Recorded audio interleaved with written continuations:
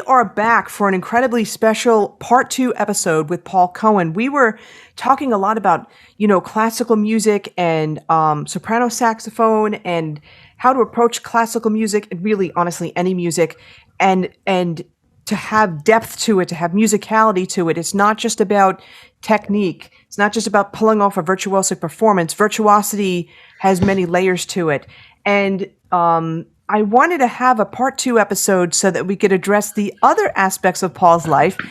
When he just casually dropped that he has 1.5 million saxophones, I knew people would be interested. And I know his specialties are in, being an historian and being a musicologist and understanding vintage saxophones. So thanks so much for your time, Paul, for being here again. Glad to be back. What's up? Cool. All right, great. So when we were talking before we met here, you were telling me that, you used to have a column for the Saxophone Journal, I think it was, and it was Vintage Saxophones Revisited. Yes. How did you get involved? How did you get interested in vintage saxophones? When did that start? It started when I was in college at Baldwin Wallace College in Berea, Ohio, which is near Cleveland. And there was a collector in Detroit, Michigan, Ron Seamack, who wound up buying a lot of instruments from all of the Elkhart, Indiana instrument makers and workers when all the factories closed down. And he had a tremendous number of unusual instruments. And I went to visit him and was astounded by a diversity of instruments I never knew existed in the saxophone world. And that was just stunning to me. So I became interested in these oddities. They just look weird, from a straight alto to a Soprano to a Connosax. And then when I started going to graduate school at Manhattan School of Music, I wound up spending a lot of time at the New York Public Library performing library division. And there they had a huge amount of magazines, articles, recordings that reference the history of music in this country all the way back to the late 1800s. And I started to see that there was a lot more about our instrument that we didn't know about, and a lot of unusual instruments that were made, some for novelty, some for experimenting, and some for great improvements or enhancement. At that time, back in Ohio, when I went back to do some teaching, high school was getting rid of some instruments to afford newer horns for the band program. They had a wonderful Conn bass saxophone for $500. So at that time, that was not insignificant money, but it was certainly worth pursuing. So I wound up purchasing that. And then in my hometown of Teaneck, at a local music store, who I knew very well because I would go there for all of my instruments and reads, he wound up retiring after being there for many years. And up from his basement came a Buscher straight alto saxophone that he had opened the case up for 40 years. And I was jumping around and excited about that. And he was very kind. He let me have it, and he let me pay it off over a year's time. So even though it was somewhat expensive, he was very happy to let me have that. And that got me started in doing that. And when I played the bass saxophone, and when I played the straight alto, I saw a world of sound and a world of music making that I just didn't know could be a part of a saxophone. So that kind of got me started. And then soon afterwards, while I was at Manhattan School, I was hired to play in an experimental musical that was giving a week's run at the Library of Congress, rather at the Kennedy Center in Washington. Actually, I was playing Sopranino, alto, and soprano on that gig. And while we were down at the Kennedy Center, I would spend all my days at the Library of Congress poring over all of these incredible documents of the history of the saxophone. And that's what gave me a background to seeing what was made, where it was made, why it was made, and gave me a lot of clues as to where they would be today. So fast forward a few years, and many things happened that would get me to acquire instruments. While at school, one of the students at school was real short of money for a drug purchase he was doing. So he sold me his Royalist C Soprano for $60 because he needed the money right then. They get better. I bought a couple of Martin tenors out of a a black panel van at the parking lot of the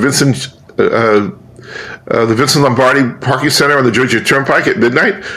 You don't know what it's like when you're dealing with people come up from Newark. They open up the back of the van with no light on, and they're saying, "Here are the horns. Where's your money?" But then again, one of my jobs while I was in school was working for a company that had me go across the country, going to all small towns and cities, going to medical offices on appointments for products they had. And while I was doing that traveling, since I had done my research on the history of instruments, I knew how to look and to find instruments. Whether I would go to old high schools or pawn shops or go to old mom and pop music stores where they still existed, and I would ask them to see stock that they hadn't looked at for 30 years, and they couldn't be happy to get rid of it because there was no interest at the time. They needed the money, and here I was able to purchase it. Sometimes the stores would give me references to somebody who had been a player for many years and was retired now. I should call him up, which I did. Sometimes I would be getting lost in a big city trying to find my medical appointment and go past a store that has something in the window. I got one of my F mezzos that way. Once I found a beautiful Yvette Schaefer curved soprano from the 19 teens while I was getting lost in Santa Monica. I was literally getting lost. I had come to a dead end or a wrong thing by the beach. I was turning around in a parking lot. When I came out the parking lot, I was staring right into a store that had this thing on display. So, when I played with the Portland, Oregon Symphony, they were doing a piece with a very difficult saxophone part, and the composer knew me well, so they flew me up in Cleveland. While I was there and going to the local music store to get some work done, they brought out a wonderful Buescher Sopranino that they had for a long time, and that was easily a part of my collection. So there are hundreds of stories of how I came across a lot of these instruments, and because I knew a lot about them and knew what to expect and knew how to find them, I was able to rather quickly come up with these things at a time before the internet and before eBay, where these were affordable. Now I couldn't afford 10 instruments, but back then I could afford to acquire. Now I have about 250 instruments. Wow. Okay. And okay. So we had spoken by email, and I mentioned to you, "Oh, do you know Doug Webb?" And you were like, "Yeah, I know Doug Webb," because Doug Webb has a whole huge room full of cases of saxophones and stuff. Where do you store these in your house? You have room for this in your house? I have a house, and a good part of the house is a museum, and a good part of the house is storage. I have a museum of about maybe 60 pieces on display. And when people come to visit me, if they have particular requests for instruments, they let me know in advance, and I will pull those out for them to look at. And people can play them, take pictures, they can research them. I've had people come in wanting to research mechanisms of instruments for their own use. Others wanted to just get an idea as to how they could work. So before COVID, there was an active troupe of people throughout. And some of my instruments were on display at the Metropolitan Museum of Art. Wow. As part of the saxophone displays. One of them is still there now. My Grafton Alto is there, and soon a contrabass is going back. So yes, they're all kept here. And at any moment, at any time during the year, about 10% of my collection is out on loan to my students and to my schools. Now, not the weird stuff, not the rare stuff, not the historical stuff, but I have a lot of practical instruments or more modern instruments that are just used for practical use. So it's not just an historical museum. It's a museum of the saxophone. One of my instruments I bought last year was new, but yet one of them is an Adolf saxophone from 1863. So it's wow. I can't even imagine how much that must have cost. It was a considered purchase. It's a soprano saxophone, and I actually use it in my demonstrations. And it's a wonderful playing instrument, and it just is fascinating to see the real difference in sound of that instrument compared to our modern ones. And it's semi-functional, meaning I can play it. It's very hard to play and very hard to tune. But I use it in demonstrations. I play music from the 19th century written for the soprano saxophone. So I'm playing music written for that instrument at the time that the instrument was made. And it makes for a really good comparison. Wow, yes. This is blowing my mind right now. Let me ask you this question. This is, I guess, a practical question. Did these instruments come with mouthpieces? And if not, how do you, I know you have extensive, research and stuff like that. I guess you have to figure out which mouthpieces would work best. Well, A, it's not that hard to figure out. And B, half the instruments came with mouthpieces, half didn't. Okay. However, on my travels, especially to a lot of these older music stores all throughout the country, They would have boxes of mouthpieces that nobody wanted. Because if it wasn't a C-Star, or if it wasn't a Meyer, what good was it? So I would buy boxes of mouthpieces at almost no cost. And most of those had not been refaced or had not been worked with. They were just ones that weren't being used. So I have a tremendous... you think I have a lot of saxophones, you'd see the mouthpieces that I have. I have thousands of mouthpieces from those things. I remember one time up in Mitchell, South Dakota, I was at a big music store up there that had just brought out some of the old Selmer stock when they were Selmer with Bundy. And they literally had a barrel of mouthpieces, a big barrel. And they said, go through it, go find it. So most of them were student mouthpieces that were no interest to me. But I found 10 Buscher Sopranino mouthpieces that had never been used before. Wow. Talk about rare. And they sold them to me for $5 a piece. Oh my gosh. So that was a treasure trove, just literally like shooting fish in a barrel. So that was shooting mouthpieces in a barrel. And that's how I was able to get so many of these Sopranino mouthpieces that have been really helpful in putting together with other Sopraninos that I would find from the era that did not have mouthpieces. So it was a combination of all those things coming together. And being well versed in all the catalogs and magazines and articles written about these instruments at the time, from the turn of the 1900s all the way through the 1930s and 40s, it was not hard to match up mouthpieces to instruments. Okay, that makes sense. And you had said that the tonal qualities, I mean, some of these instruments are hard to play right now.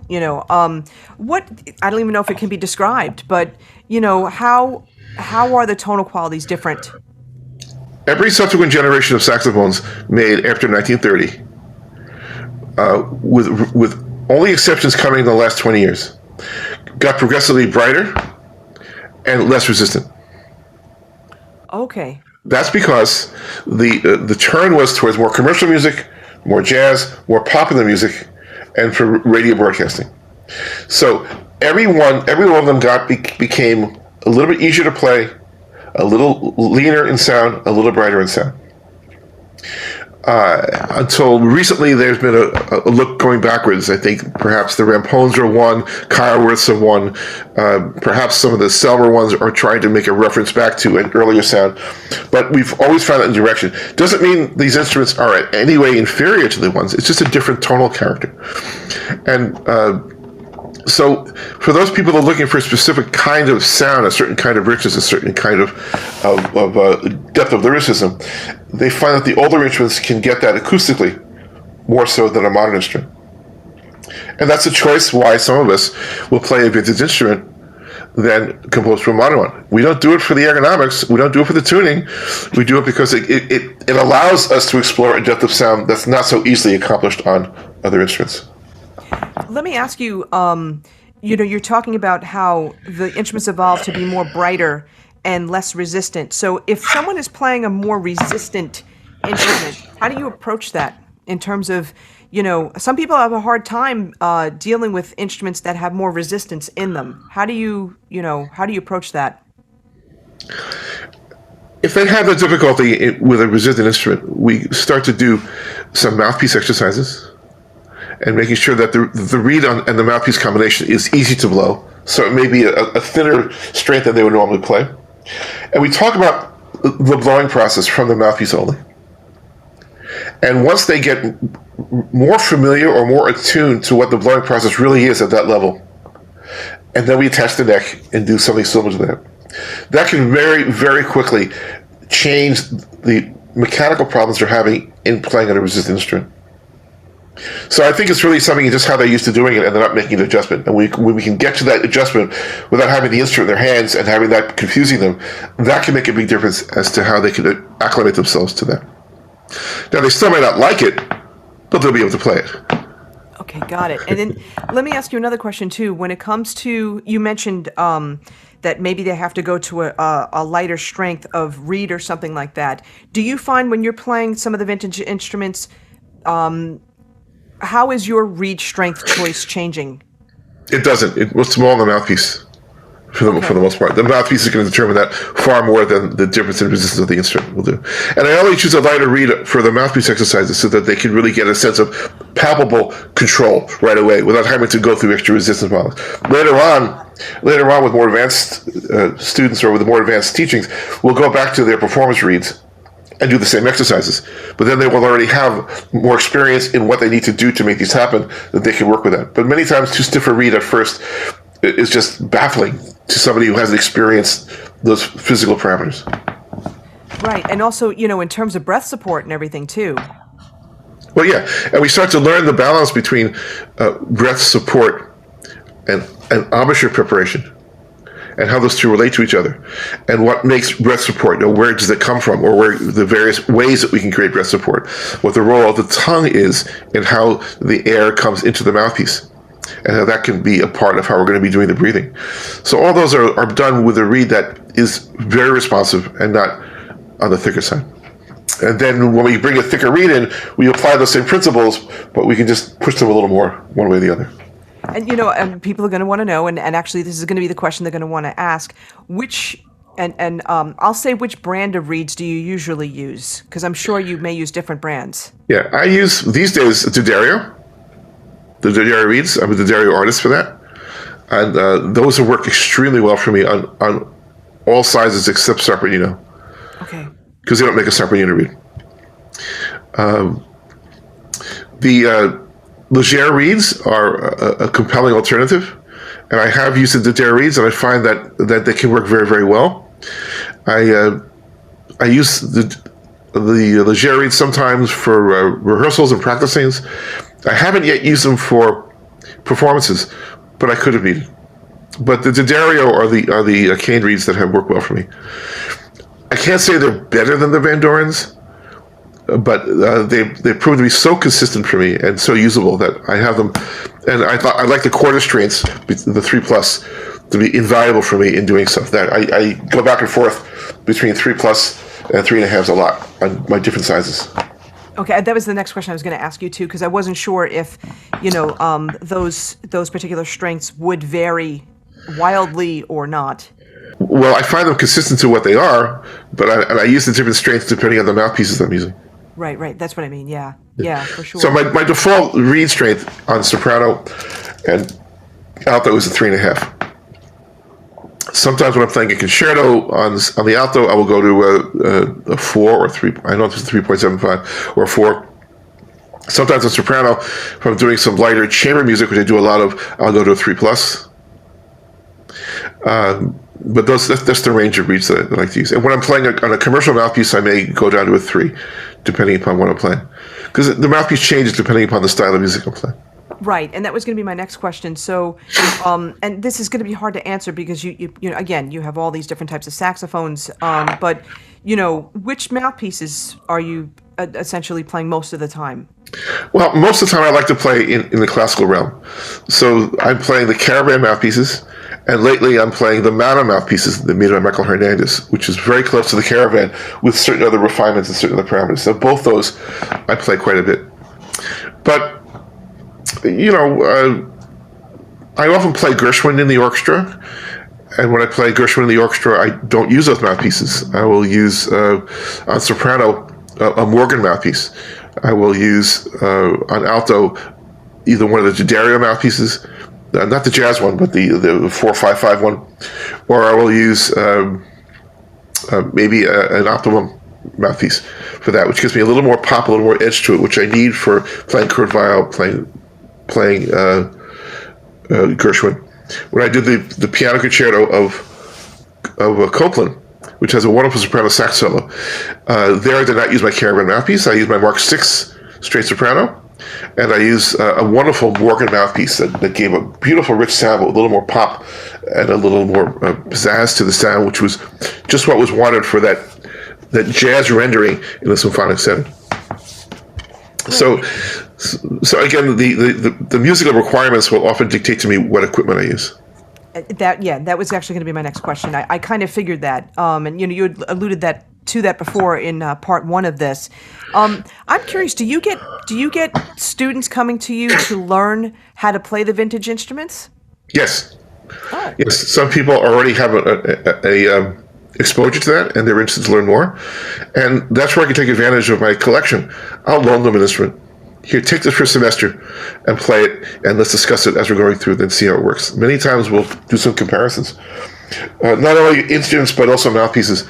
Some people are interested, or I want them to learn what is different about an excavated chamber mouthpiece from what they're used to playing on their smaller chamber mouthpiece.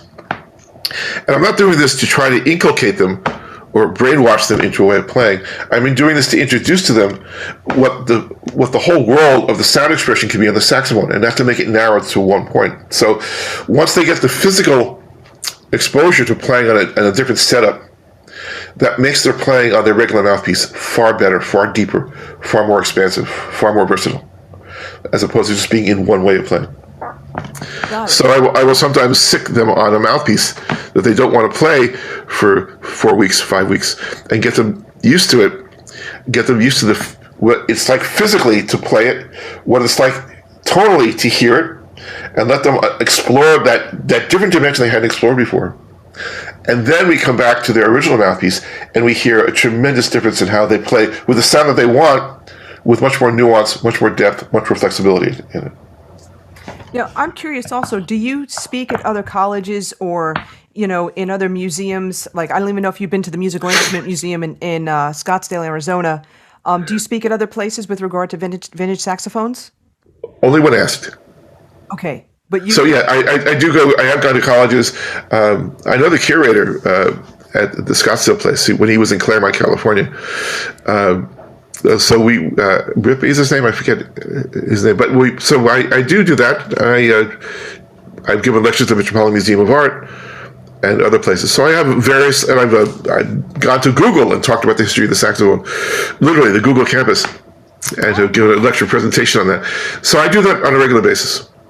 And for any college that wants to hear that, I have a variety of lectures and lecture demonstrations ready that I can show the differences in sound and talk about the differences, so they get an understanding about what the full world of the concert saxophone is like, and not just the school that they grew up in. That's fascinating, and I'm just thinking, I'm just thinking people could also Google. It's kind of funny. People could Google and could probably see. Were any of those presentations recorded? Some of them were.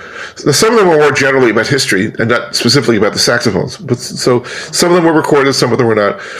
I used to give a lecture that I would take to schools, or I would put about 20 or 30 instruments in my car and go around and discuss these instruments, play these instruments, and show the difference of these instruments, and show how these were really a part of an extraordinary society at the time, a culture that supported these instruments being there and how they were used, why they were used, the fun that we learned from them, the what we learned knew about the saxophone that these instruments revealed that could be used in other ways.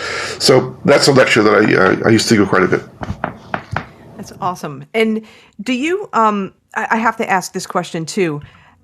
How do you get your instruments repaired? Do you have a special person that you go to? Because this requires somebody with expertise. I mean, I interviewed Matt Storer from Storer Winds, and he's an expert with some of the vintage instruments. But who do you go to? I wish Matt lived closer to me. Yeah. I had one technician who was very famous. His name was Joe Sax. Oh yeah, yeah. And he was very close. He lives very close to me, but he's since retired. Yeah. And so since then, there are many other wonderful technicians in the area, and so I'm going around to a variety of them, and each of them have their own specialty sometimes.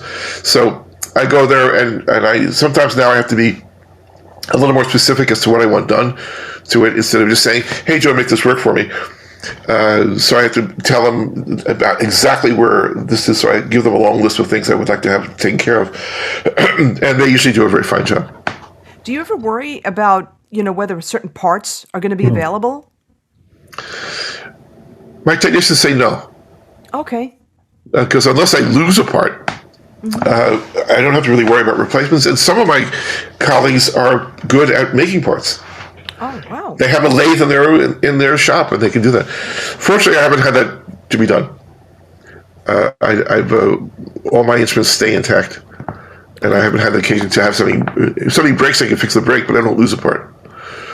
That's good. That's important. And I also mentioned before that you had a series in the Sax Journal, Vintage Saxophones Revisited. How long were you writing for the Saxophone Journal for that particular series?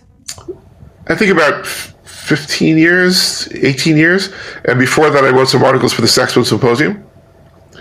All those are available, or many of those are available. I give PDF reprints of these things called the PC Readers. PC is me. Where I group by topic a lot of my articles into just a handout. And those are available for free. Anybody wants one, they can come and see them. I have about 9 editions of that out now, called the PC Readers. Some of them are about instruments. I think I sent some to you. Some of them are about repertoire. Some of them are about just history of the instrument. So they're all different kinds of topics that I've written about. And people can contact you via email? Email is good to do that. And I'll simply send the PDF at no charge. That's awesome. That's incredibly kind of you, for sure. And I was checking out some of those links that you sent me, and it really was so interesting. You were talking about the Connosax, and you played it. You played Amazing Grace in one, then you talked about it. I'm curious how these instruments, like the transposing, what are they keyed in? So the Connosax, let's talk about that. Connosax, which is in back of me now, you can see it over my shoulder. Yes.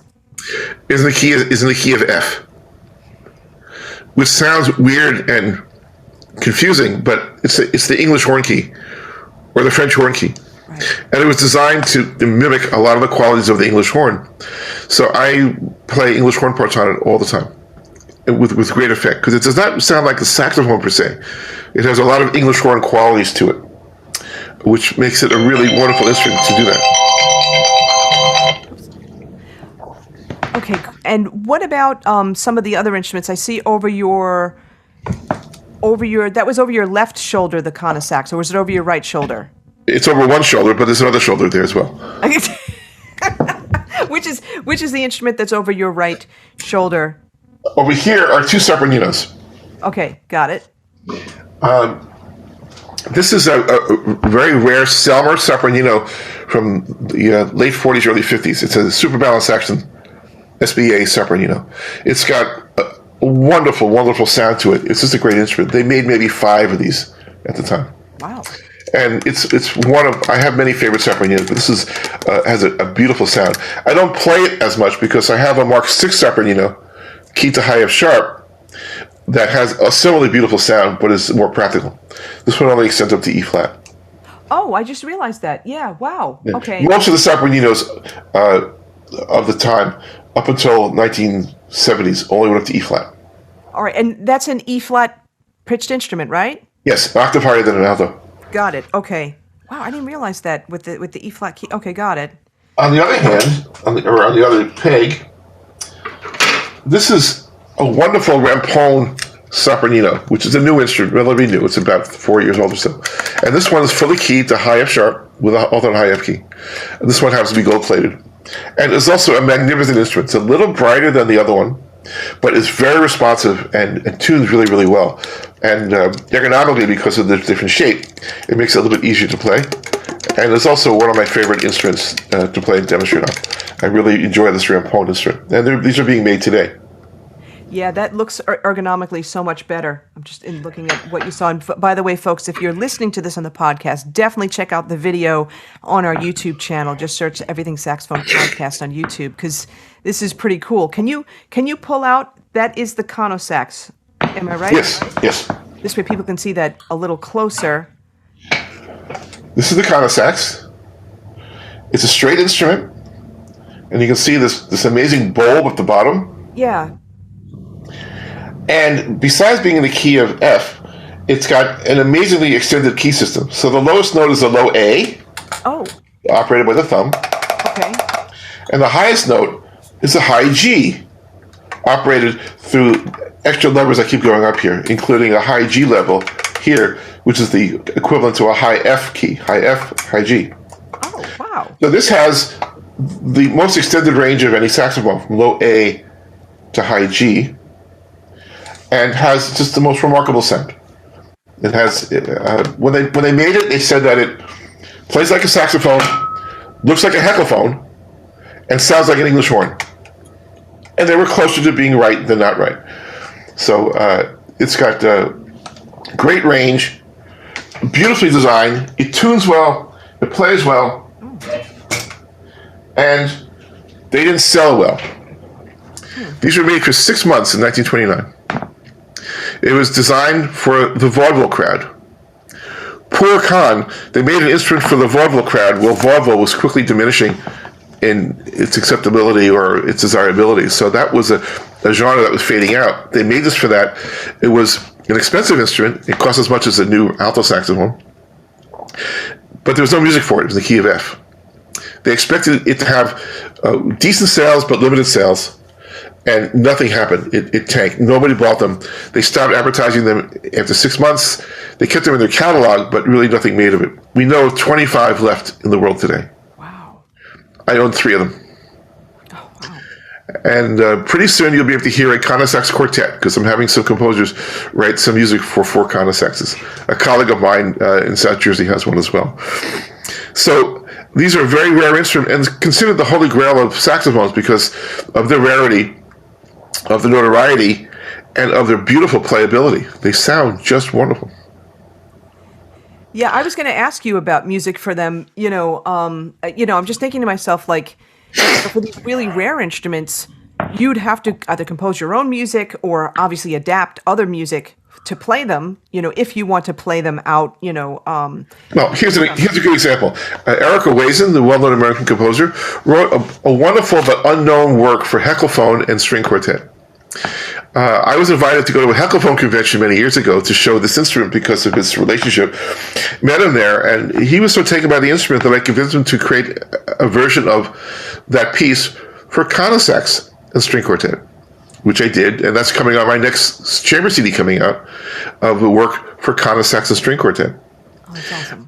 I'm also playing a piece originally for English horn, flute, and guitar by Tedesco. A beautiful 4-movement work of some nice Spanish influences that I'm playing the English horn part on the Connosax, and that will be hearing it in a very lighter chamber music setting.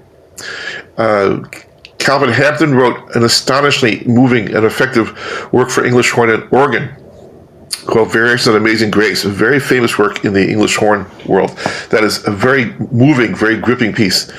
I've adapted that with the permission from the estate of Calvin Hampton to play on Connosax, and that is also a great, great display piece for that. So there's a lot of music we can play on the Connosax that will show that, and I do a lot of the playing. People may know the work Songs Without Words by Ben Chaim, a work for alto saxophone and piano. It sounds spectacular on Connosax and piano, and that'll be recording also. So there's actually a lot of opportunity for the Connosax to be played. And if your local band is missing an English horn, just can step right in and play the English horn part. No transposition necessary. It's in the key of F. And okay, so no transposition necessary. So the range of the English horn, isn't that the same as the range of an oboe? Remind me. No, the English horn is bigger and it's lower. Right. Okay. So it's more like it'd be more of an alto saxophone range. Okay, in terms of sound, but in terms of like written. Right. In terms of the written range, the sounding range of an English horn, it'll be somewhat more towards an alto saxophone. Right. So when we play the English horn part on the Connosax, we're getting the same pitches. Got it. Okay. And There's no octave transposition. that's what I was wondering. Okay. And you know what? I'm curious. I'm wondering when you release that new CD after Soprano Summit, you're going to pique some interest in a lot of people. I wonder if manufacturers going to be like, oh, you know what?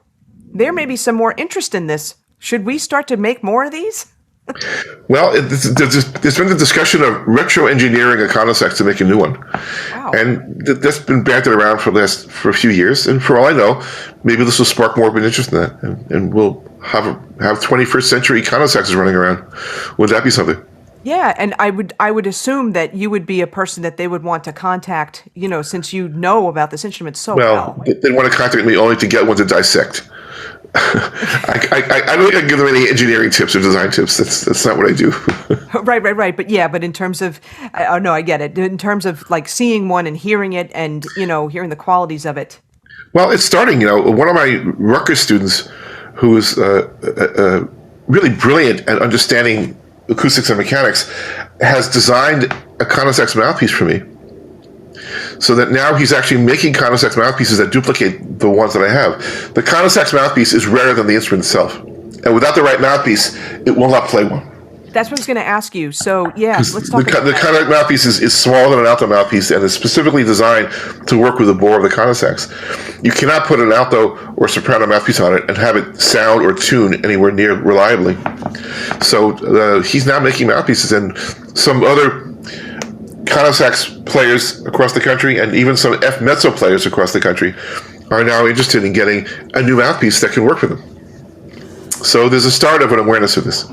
Okay, now a question from, and this is probably me being naive about this, but your approach to playing any of these vintage instruments, embouchure-wise, is the same? Yes. Okay. But the voicing is entirely different. Right, because of the tonal quality of the instrument, the bore size. Well, just the resistance element of what goes into it and how we need to attune that to make things work, that is entirely in flux. A knowledgeable flux, but in flux. So, I can't play one instrument the same way as I played another instrument. And I had a really good, rude example of that some years ago. And this is kind of funny, but kind of not. Some years ago at Manhattan School, somebody from Europe contacted me and said, Paul, I'm interested in this Con alto saxophone that's on 48th Street. And could you go in and check it out for me? So I went down there and with my mouthpieces, played this Con that was brilliantly set up. It was a Con alto from the 1930s. And it was a magnificent instrument. It tuned well, it sounded well, it played well. I could play it easily. It was one of the better instruments. So I went back to him and said, this is a terrific instrument. I can recommend this if you're interested in that. And then he asked a jazz major at the school to go and make the same test. So he went down with his Berg Larsen mouthpiece at the time that was in vogue, and he played it, but he played it with the voicings that he would use for his Mark VI instrument. Sounded terrible. He couldn't tune it. Couldn't play it well, and he reported back saying, "This is one of the worst out of tune instruments I've played. Don't get it." It's very embarrassing for me because the guy said to me, somebody else played it and said it was horrible. What are you trying to do to me? I'm not going to buy this thing. Wow. That's because he played it with his voicings on his instrument and didn't change it. He played it like a Mark VI. This wasn't a Mark VI. I played it like it was a Con instrument that I know how it sounds, how it plays. And when I played my Mark VI, I don't play it the same way. I play it different to what it offers me and what I can do with it. So that was a very powerful example of what we bring to the voicing and how we need to really be adaptable to what the instrument does. Yeah, and I was just writing out, each instrument needs its own voicings. That's really the lesson there. Each instrument, each mouthpiece, to some degree. Sometimes the differences are very small, but they're really very true, and they need to be there. And sometimes we incorporate these changes into something almost invisible to us, because it's almost like if you hear truly bilingual or trilingual people speak, it's amazing how they can go from one language to the other with completely different phonetics and completely different internal movements of their mouth and sound so authentic. I can't do that. I barely speak English, and when I try to talk in another language that I studied, it's kind of silly. It doesn't really work. But the people who really understand, have a depth of understanding what these differences are, as they can speak different languages with such great fluency and with their speech, it's not unlike what we do on our saxophones. Yeah, for sure. And one last question. Of all the vintage instruments that you have, do you have a favorite? People ask me that a lot. Do I have a favorite saxophone? Not vintage, but saxophone. Since I commingle my vintage instruments with my modern ones, I get that question asked. And the snotty answer is, my favorite instrument is the one that I've been hired to play. Right. That becomes the one that I really want to do best on. But in terms of my vintage instruments, I have so many unique instruments that it's hard to find a favorite. The Connosax is up there because it's a great rarity that I can concertize on. On the other hand, I have a King, the King Great Super 20s. Well, King from Cleveland, which is a town that I really adore, The King Company made one curved Sopranino. One. From 1930s. It's gold-plated, detachable neck. It's an extraordinary little instrument. It plays great. They made one of them. I have that one. Wow. That's a favorite instrument of mine. Back in the 30s and 40s, a musician from the 1920s who went back to the steel mine, the steel factory in Steubenville, Ohio in the 1930s and 40s, never lost his musical roots, and he customized 3 saxophones to be played at once.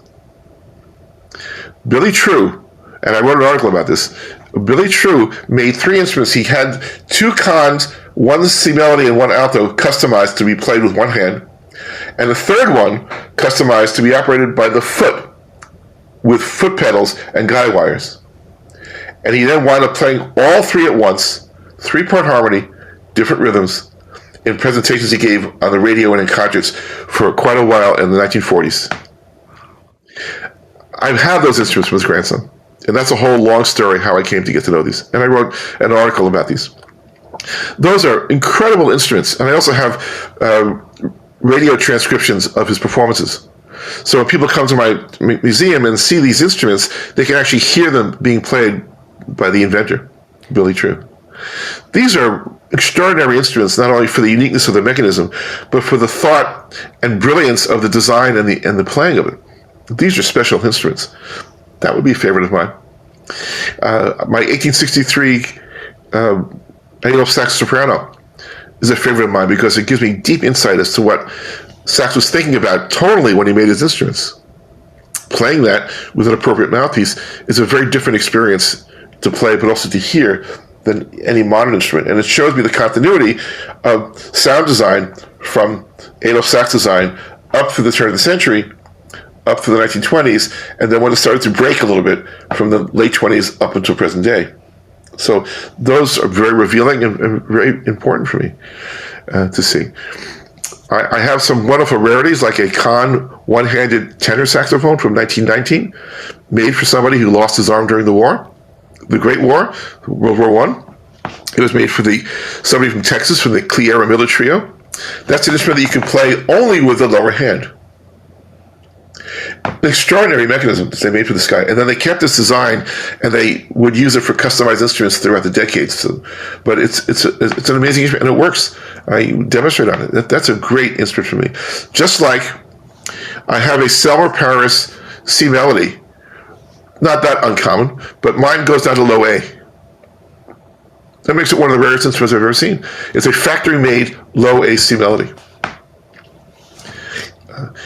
On the flip side, I have an Eppelsheim B-flat subcontrabass 2-bass. Probably one of the least practical instruments to own, one of the most endearing.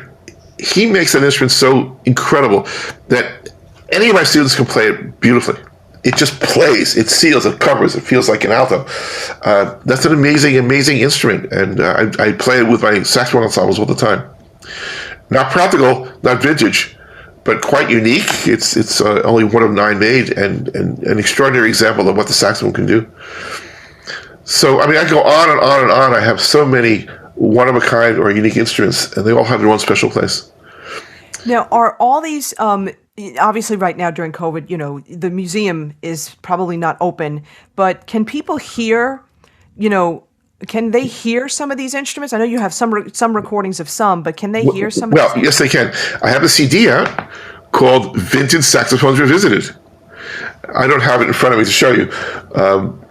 And that is a CD that's some years ago, where it's a narrative history of the early years of the saxophone, where I play rare recordings and I demonstrate about a dozen rare instruments, including the Connosax, the slide saxophone, the C soprano, the Sopranino. All these things can be heard with illustrations and with information about it in that booklet. So that's one place to hear it. Some of my FaceTime videos, I think, deal with some of the vintage instruments as well. Maybe you hear some of that. I did a video for the Metropolitan Museum of Art where I took them on a little tour of my collection, and I played some of those instruments there. You can find that video online, and you'll see all these instruments we talked about. And you'll see them, you'll hear me talk about them, and you'll hear them played. So that's where you can get to see and hear a lot of these instruments. Great. And we're going to, like I mentioned in part one, we're going to put some of these Facebook video links in the show notes as well, so people can get an idea. Where can they get this CD? Is it the same? Is this on Parma also? No, the Video Saxophone Revisited, which was done many years ago, is only available through me. Okay. So you can get it through paulcohen.saxo@gmail.com. Okay, so just emailing again. Got it. Yeah. Okay. Now, this is great. And again, for this episode, I'm also going to I'm just writing this down. I'm going to put this in the show notes for this. Paul, wow. You are just a wealth of information. This has really been fascinating. I warned you. No, but it's great. And I think, this develops a person's appreciation for their instrument. Many people may just be taking up, just playing one instrument, which is great, but may not have any idea of the vast history that, is available. In fact, I'm sure most people don't. So this was definitely, a learning experience for me, and I think it's going to be a learning experience for the listeners as well. Well, I'm glad to share what I can, and glad to let people know that there is a vast history. It's not a long history, but it's got a lot of depth and twists and turns and elements to it that we didn't even think of. That once we know about this, really gives us a greater respect and awareness, and can force us to probe even greater depths of playing our instrument, so that we can play our instrument better, more authentically, more reliably, and ultimately more musically, and with hope, more artistically. That's awesome. Those are great words to end on, Paul. Thanks so much for being here. A pleasure. See you soon.